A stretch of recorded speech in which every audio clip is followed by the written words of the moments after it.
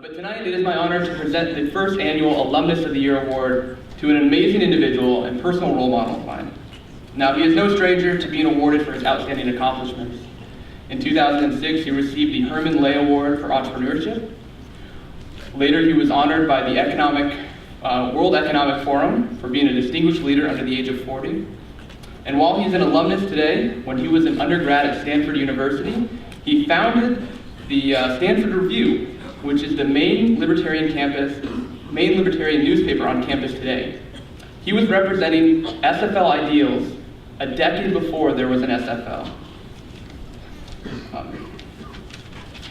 He's also an amazing chess player, considered one of the best under the age of 21 when he was under 21. One of his strategies was to predict what his opponent would do and use it to his advantage. He took that mindset to the business world when he co-founded and led PayPal until 2002, when he sold it to eBay for $1.5 billion.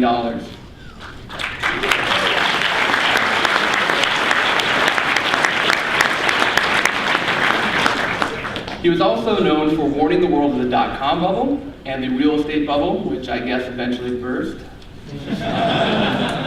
But even despite his success with PayPal, his momentum didn't slow. He successfully launched several venture capital and hedge funds that helped develop and accelerate innovation. It is his goal to help prevent a technological deficit that he foresees having a severe economic impact on society.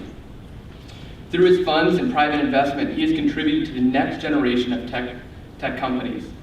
Tech companies that have revolutionized the way we live and use the internet. Companies like SpaceX, LinkedIn, Causes, Spotify, and a little thing called Facebook. His accomplishments are not limited to the private sector.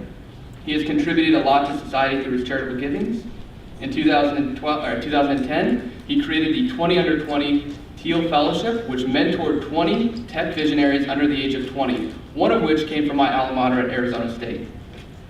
His philanthropy also includes supporting organizations that promote equality and innovative projects like anti-aging research and the Seasteading Institute. He has also contributed to the Wall Street Journal, First Things, and Forbes magazine. His hard work as an innovative entrepreneur and philanthropist has undoubtedly changed our world, impacted our generation, and shaped our future for the better. It is no surprise then that he has earned this award. Please welcome me in joining Peter Thiel, the 2012 Alumnus of the Year, on stage.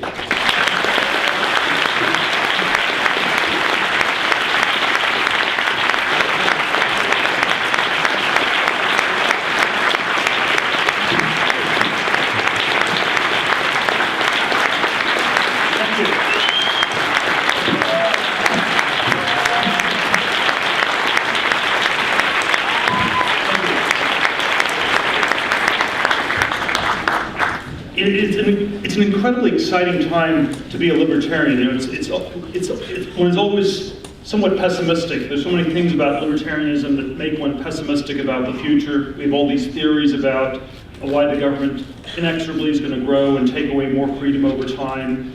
And I think just being here and seeing all of you in the audience is something that reminds us that there is something about this particular moment in the U.S. that is an unusually libertarian moment. And I want to reflect a little bit on why I think this is such a great moment for libertarianism, and why we, for the first time in perhaps 80 or 90 years, actually have a chance to move the country back into the direction of classical liberalism, of libertarian ideas, and having a less intrusive government in both economic and social areas.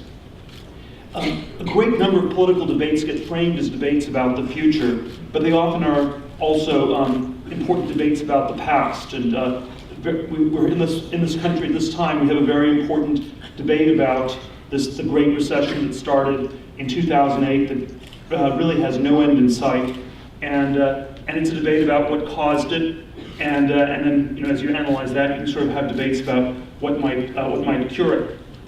And I think it is, in some interesting ways, a counterpoint to the debate in the 30s, which I think the libertarian side, the laissez-faire capitalist side, lost very badly, where you had a debate about what caused the Depression, and fairly, unfairly, the blame sort of fell on the side that had been questioning government against government, and somehow the New Deal won, and it sort of kept building on its victories in the decades ahead. And I think there is a sort of very interesting way in which this current crisis gives us a chance to reevaluate not just the history of recent years, but also the history of the last century or two. I come at the question of what's been going on in the US and the world from a perspective that's heavily driven by technology. I'm interested in a lot of other areas, but I think the question of technology is one that I've been very interested in. I've been involved in the computer internet revolution of the last decade and a half, and then more broadly have been looking for what are some other opportunities to invest in technology, and how much of it has been happening, how well has it been going on. And one of the questions I've started to ask myself in recent years is this question about how much technological progress is actually happening, and are we still living in a technologically accelerating civilization? Is it getting faster and faster? Is it getting faster, or is it actually decelerating and in some ways slowing down a great deal?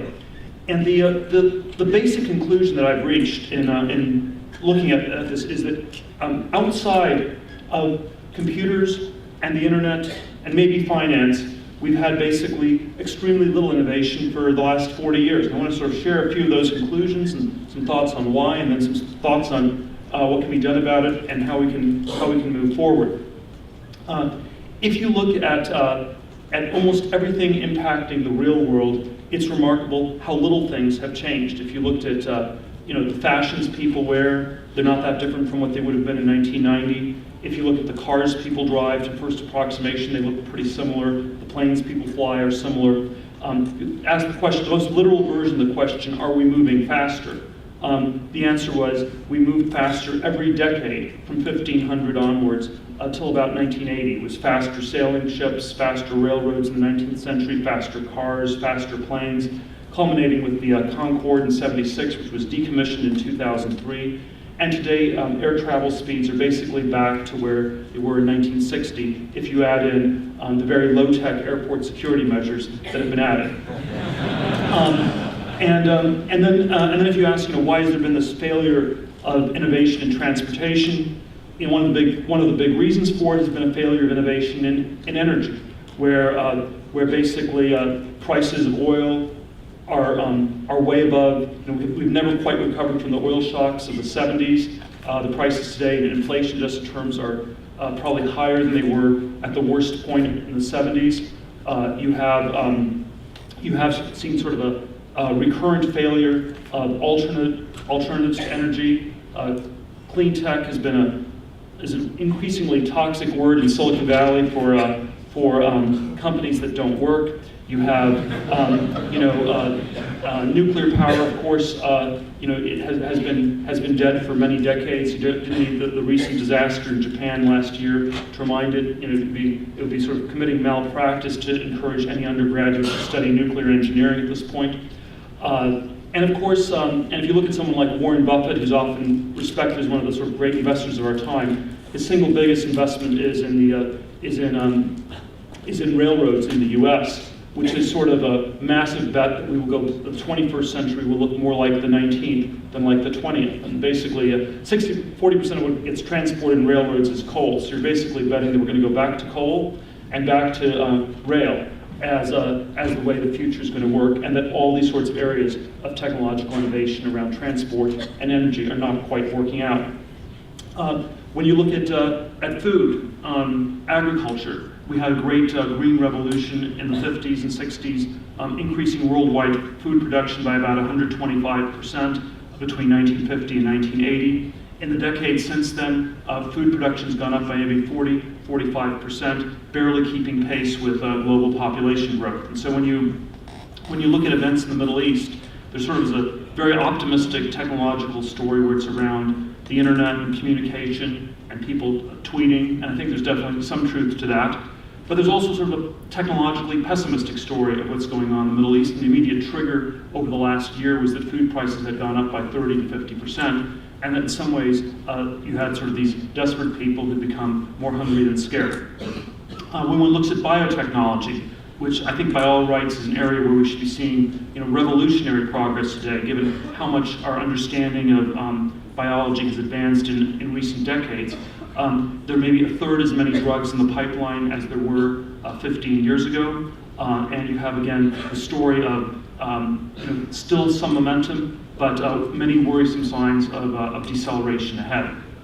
Now, I would submit this question of why has there been this technological deceleration and why has it happened is one of the most important political public policy questions we should be trying to tackle as a country. And I think the libertarian answer I would suggest is that basically we've had incredible progress in areas where there was no regulation, and we've had extremely limited progress in areas where there was regulation. I think it's really as simple as that.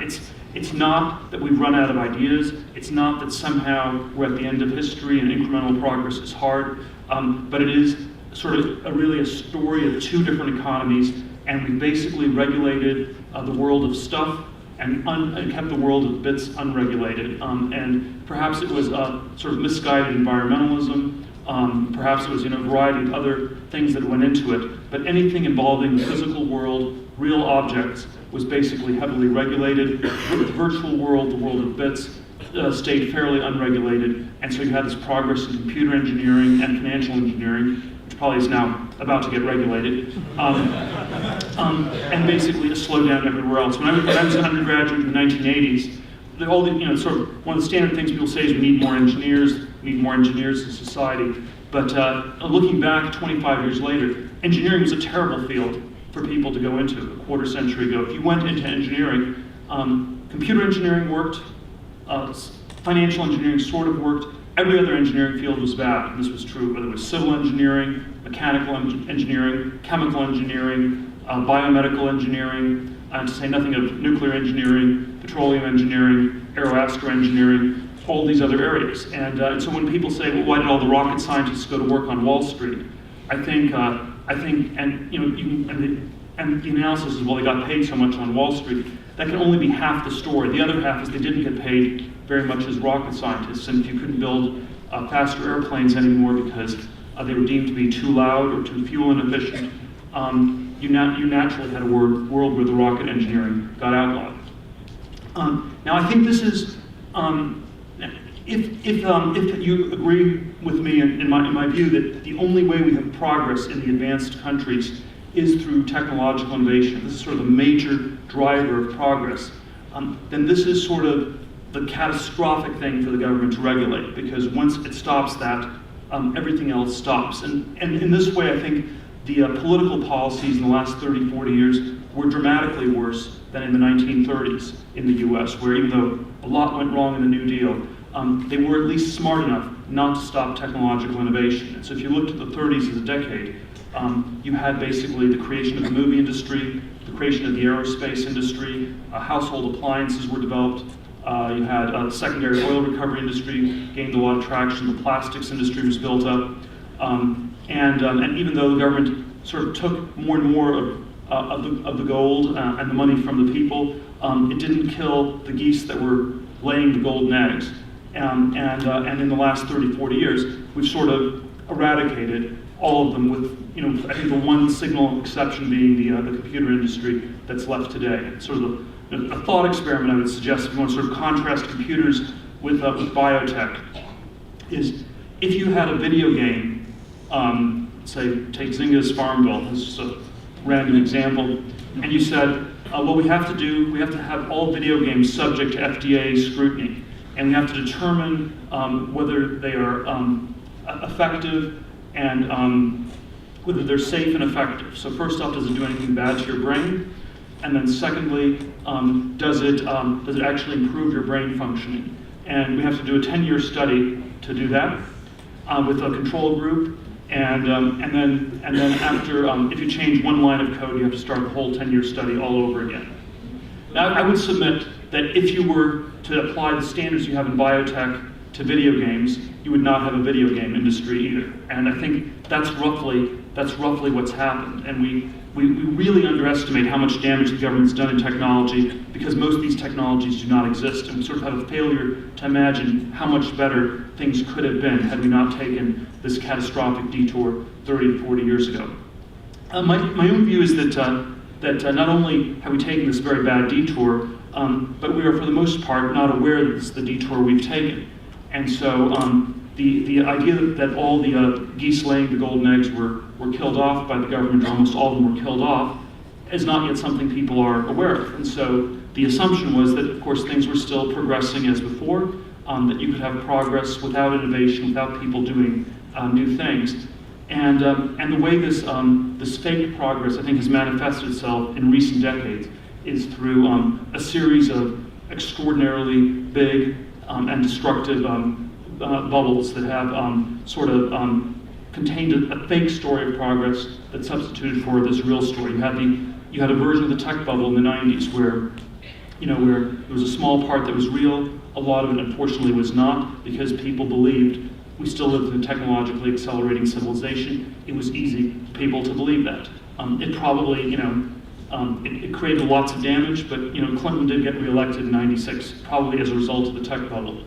2000s, we had an even bigger, even crazier bubble, and we sort of doubled down on housing and finance. And it was an even crazier story because at least the tech bubble was focused on the thing that was going to drive progress.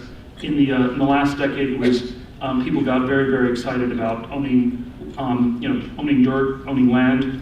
So that was the main component of house valuation, and basically, and again, there was an implicit story of incredible progress in the background. That story didn't quite work because there was no longer enough technological innovation happening. It was good enough to get Bush reelected in 2004, although probably the cost to us as a country was incredibly high. Now I would have bet in 08, 09 that after two insane bubbles, you couldn't do this twice. Sort of like fool me once, shame on you, fool me twice, shame on me. I'm not sure what you do when you have a third one. And it probably would be very hard to get a full-fledged third bubble going because people are a little bit more skeptical. And that's why I think to the extent there's a third one that's getting started, it is basically a bubble in government itself, and it is manifested through incredible deficit spending. Like the previous bubbles, it involves a story about the future that's not plausible because the underlying drivers of technological progress have been undercut by the government we have, and I think this bubble is probably bigger and dumber, if possible, than even the housing and finance bubble of the last decade. In some sense, it doesn't matter that much whether or not it's good enough to get Obama reelected. That's probably the one person who will benefit from this bubble. But at any rate, we will all have to deal with it in the years ahead. And I think against this sort of backdrop of this sort of bubble economy, we're now getting to a point where there's some kind of reassessment possible. I think we're not quite there yet as a society. We may have to still go through one last really crazy bubble, but when this one is over, it will be time to sort of reassess the entire history of the last 200 years. And I think the only thing left standing will be something like a libertarian account of what's going to happen. When the government bubble breaks, the people in this room will be the people who will be the only people who have been right all along, and it'll be all of you.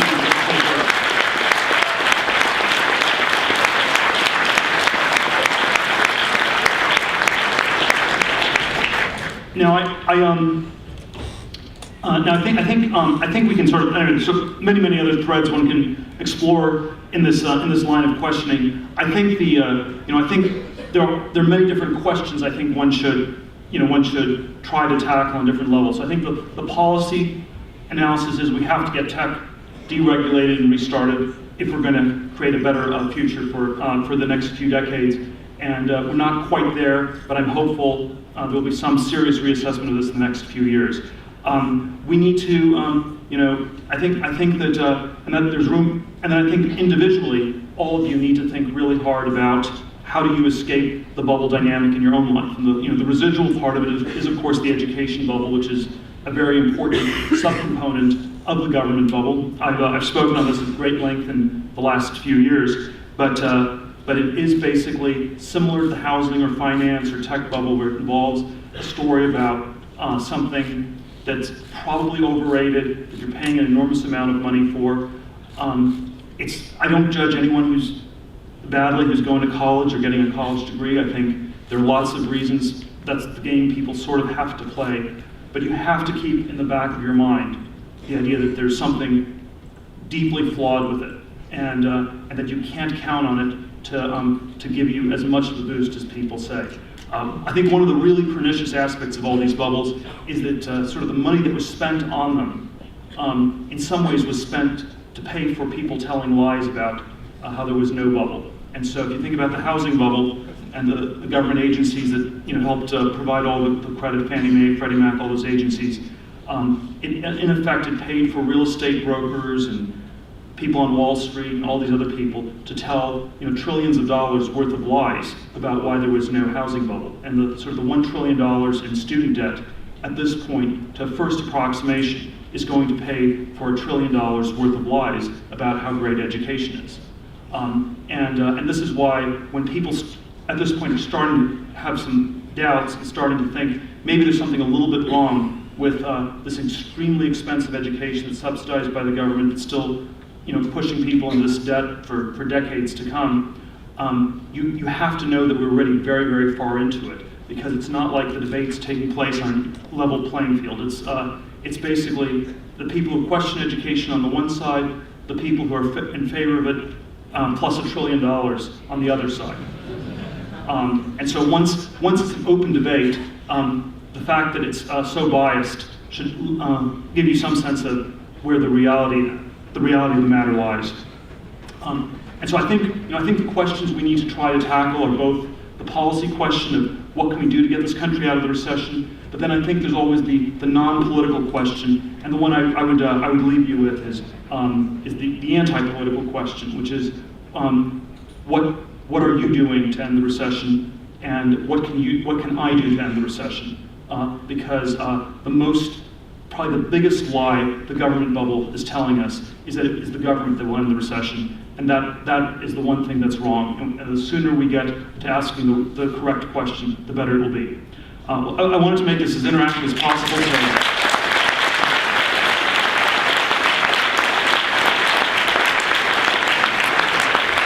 So let me open it up to some questions and then just and go from there.